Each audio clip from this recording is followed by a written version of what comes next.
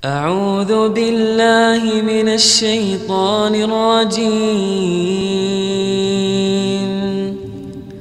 بسم الله الرحمن الرحيم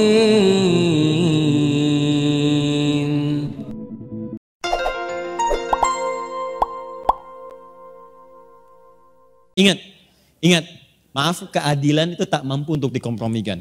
Jika memang Anda sudah punya prinsip dalam kehidupan, maka itu yang harus kita jalani dalam kehidupan. Ingat baik-baik ya, rezeki kita itu sudah diatur. Dan tidak akan pernah tertukar. Menteri ada yang ditukar, putri ada yang tertukar. Sampai jadi sinetron. Tapi tidak pernah ada kemudian kisah rezeki yang tertukar. Ingat, rezeki itu diatur, yang belum teratur itu surga kita. Saya mau turunkan ayat ya. Kalau paham tentang ayat-ayat rezeki, Anda tidak akan pernah terfikir untuk mengambil rezeki orang lain. Dan tidak ada kerjaan, Bu. Tidak ada kerjaan, hanya menghabiskan waktu, energi, dan itu semua akan dikembalikan pada pemiliknya. Ya, jadi buang-buang waktu saja. Rezeki itu sudah diatur. Saya turunkan dengan cepat ya. Ini spesial malam ini. Ini pertemuan pertama di orang-orang spesial, jadi saya pun mengerjakan yang spesial. Saya datang sendiri, saya terangkan sendiri, saya nulis sendiri, saya hapus sendiri. Masya Allah. Luar biasa. Notaris beriman tinggal duduk, simak, Masya Allah, ada konsumsi. Luar biasa. Lengkap sudah malam ini. Lihat sini, misal, saya ambil ketentuan, supaya Anda paham ketika ada hak dan kewajiban, tidak harus kemudian Anda gandakan. Kalau Anda bisa mengerjakan yang baik, kenapa memilih yang tidak baik? Dan kalau yang baik itu memberikan keberkahan, yang tidak baik menghilangkan nilai ketenangan, untuk apa kemudian mengejar yang tidak baik? Perhatikan teori rezeki dalam Al-Quran. Satu, Allah berjanji sudah mengatur semua rezeki dan itu akan diberikan. Quran surah ke-51 ayat 22. Diturunkan ke bumi kemudian. Quran surah kedua ayat 29. Anda tinggal mengambilnya. Quran surah kedua ayat 168. Kalau pengen cepat kemudian dari Quran surah kedua ayat 172. Ingin lebih cepat lagi Quran surah ke-7 ayat 96. Ini ada caranya. Dan di sini nanti ada kaitan dengan profesi yang teman-teman miliki saat ini. Coba lihat baik-baik ya. Ini konsep cepat saja. Wa fis samai, Quran surah 51 ayat 22. Paling kanan, agak sedikit ke bawah. Wa fis samai rizqukum wa ma tu'adun. Perhatikan baik-baik. Kata Allah, di langit itu sudah saya tetapkan rezeki kalian semua manusia dan saya janji pasti akan diberikan. Sudah otomatis tuh. Di Allah sudah berjanji, bahkan sebelum kita lahir.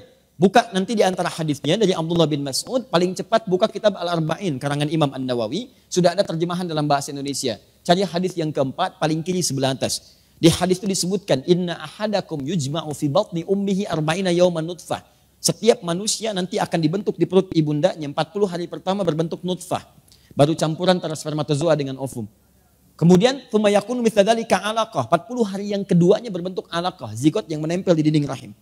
Thumma yakunu mithla dzalika mudhighah. 40 hari ketiga usia 120 hari, kurang lebih 4 bulan berbentuk mudhighah. Ada daging berbentuk keratan.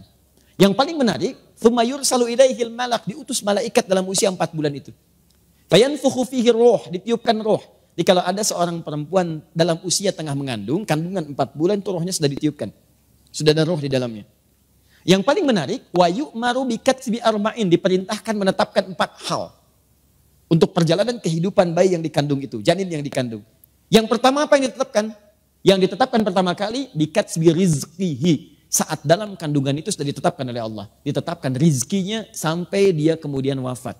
Jadi tidak ada manusia yang hidup sampai dengan wafat kecuali dicukupkan oleh Allah semua rizkinya. Tidak akan pernah datang ajal sebelum Anda mendapatkan semua rizki yang telah Allah tetapkan. Gak ada yang tertukar.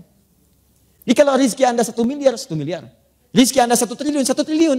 Di Anda mendapatkan dengan cara yang halal pun rizkinya segitu, keberkahannya bertambah. Anda cari yang haram pun tidak akan bertambah. Jadi kalau Anda bisa dapatkan yang halal, kenapa cari yang haram? Gak akan nambah. Cuman pengaruhnya kepada keberkahan, berkah enggak? Itu poinnya.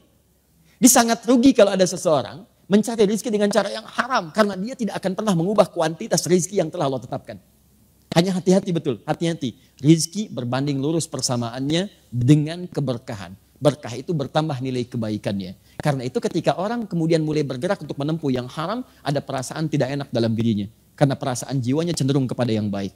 Kalau tidak percaya silahkan Bu, keluar dari sini misal, iseng-iseng misalnya ngambil barang temannya. atau pakai sendal kawannya yang lain, maka hati kecil Anda akan mengatakan itu tidak benar. Itu bukan punya kamu. Karena itulah kemudian teman-teman sekalian, awas hati-hati betul, persamaan keduanya, rizki berbanding lurus dengan ketenangan. Bahkan tenang sering disebut dengan rizki. Makanya kalau orang mengambil dengan cara yang haram, hatinya tidak tenang. Saya tanya pada Anda, silahkan pilih ya. Ibu lah misalnya, Bu, kaya tapi gelisah atau miskin tapi tenang, pilih. Kaya tapi tenang. Ya selalu begitulah ya. Nah, sekarang kalau Anda ingin kaya tapi tenang, ya kenapa kemudian harus menggali hal-hal yang melahirkan kegelisahan? Kata Allah, saya tetapkan rizki di langit. Pasti diberikan, tidak akan tertukar. Cuma dirahasiakan. Sebab kalau kemudian disampaikan jumlahnya, dan itu rumusnya berbanding lurus dengan kematian, gak akan tenang orang mencari rizki. Misal, rizki Pak Dodi misalnya 100 miliar selama hidup. Malam ini sudah diambil 99 miliar 999 juta 999 ribu rupiah. Tinggal 1.000. Dan tahu beliau, kalau malam ini tinggal 1.000. Maka gak akan ada semangat datang ke pengajian. Di masjid ada zikir, ya Allah, ya Allah, ya Allah. Bapak kenapa gak ke pengajian? Tinggal 1.000. Oh. Capek, kemudian lemes, tidur, pingsan. Begitu bangun dikasih minuman, 2 sedot 1.000 meninggal. Nah ini. 2. Rizki ditetapkan di mana? Oke, sebentar ya, saya agak cepat. Kita tinggal di mana? Di bumi. Rizkinya di langit, orangnya di bumi. Bagaimana kemudian mendapatkan rizkinya? Maka Allah turunkan itu semua ke bumi. Quran surah kedua ayat 29. Huwaladzi khalaqalakum ma fil ardi jami'an. Kata Allah, saya telah jadikan semua rizki itu, saya tetapkan di bumi semua. Supaya kalian mudah mendapatinya. Nah sekarang saya ulang. Rizki kemudian ditetapkan di mana? Di langit. Diturunkan di mana? Ke bumi. Kita ada di mana? Bukan, kita di Bandung. Hotel Papandayan. Ya kan? Bandung bagian dari bumi. Anda tinggal di Bandung. Rizki Anda di Jakarta. Apakah Anda cuma menunggu di Bandung? Tidak. Anda harus menjemput itu. Maka turun Quran surah kedua ayat 168. Paling kanan sebelah bawah. Ya ayyuhan nasu kulu mimma fil ardi halalan thayyiba. Hei orang-orang, hei manusia. Ayo cepat bergerak.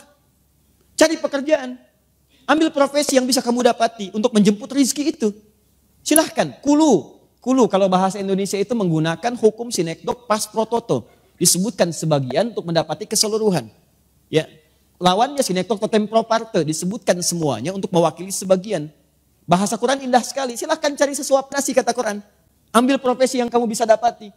Papa mau kemana? Mencari sesuap nasi. Kan bukan sesuap aja. Cari motor, cari mobil, cari macam-macam. Itu namanya sinekdok pas pro toto. Kata Al-Quran silahkan cari. Silahkan dapatkan profesi. Jadi ketika Anda memilih sekarang menjadi seorang notaris, itu amanah, silahkan. Tapi yang paling menarik, ini kaidah pertama. Halalan thayyiba. Jalani profesi itu dengan menempuh legal yang benar. Dan dari yang bagus itu kemudian dapatkan sesuai dengan kebutuhan. Thayyib itu baik sesuai dengan kebutuhan. Tidak semua yang diinginkan pasti diraih. Capek. Thayyib, baik. Dalam bahasa itu ada 5 baik. 1 thayyib, Quran surah 2 ayat 168. Thayyib itu baik yang mendorong kepada kebutuhan fisik. Jadi kalau Anda tanya pada orang Arab, kaifa haluk, apa kabar? Dia jawab thayyib, artinya fisiknya bagus, baik. Cuman kadang-kadang ada orang yang fisiknya bagus, maaf pikirannya kurang baik. Seperti Bang Thayyib, 2 kali puasa, 2 kali lebaran, dia gak pulang-pulang tuh. Namanya thayyib tapi bermasalah, ya kan? Saya agak cepat ya. Kalau ingin lebih cepat lagi, amalkan yang ini. Quran surah 2, 172. Ini nanti sebelum Anda cari, Allah dekatkan. Anda amalannya di sini. Yang ketiga, kalau ingin lebih cepat lagi, Anda belum mencari, Allah sudah hadirkan bagi Anda dengan cara yang amat mudah untuk mengambilnya. Itu amalannya ada di Quran surah 7 ayat 96.